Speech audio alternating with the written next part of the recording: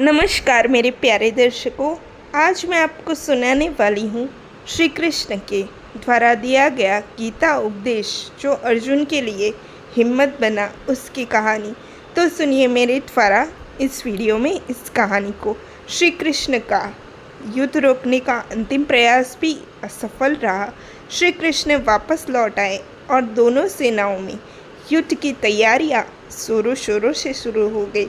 उसके बाद दोनों सेना कुरुक्षेत्र की रणभूमि में आमने सामने जाकर खड़ी हो गई।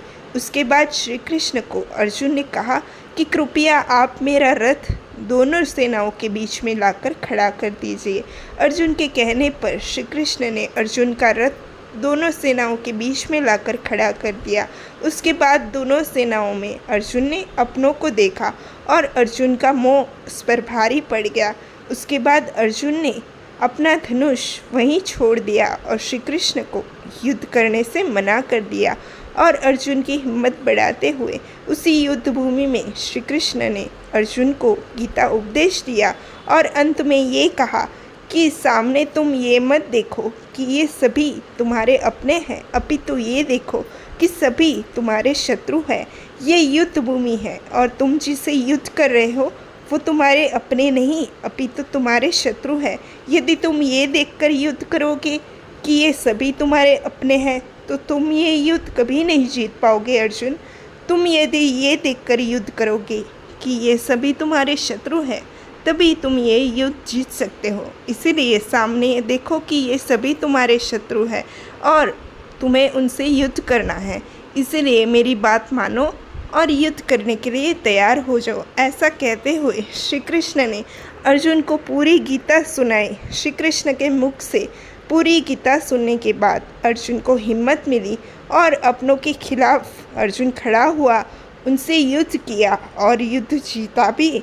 अंत में जीत अर्जुन की हुई, यानी कि पांडवों की हुई और कौरवों की हुई हार।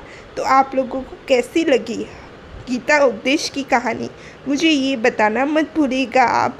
तो मुझे ये बताने के लिए कृपया मेरी वीडियो के नीचे एक प्यारा सा लाइक, चैनल को सब्सक्राइब और लिंक को शेयर करते रहिएगा।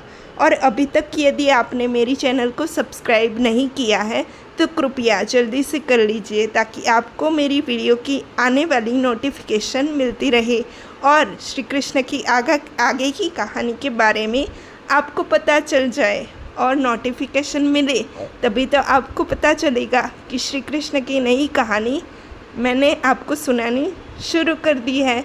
तो आपको नोटिफिकेशन मिले इसलिए मैं आपको कह रही हूँ कि कृपया जल्दी से मेरी वीडियो को लाइक कीजिए और लिंक को सब्सक्राइब कर लीजिए, शेयर कीजिए, सब्सक्राइब कीजिए और श्री कृष्ण की ऐसी कहानियाँ सुनते रहिए।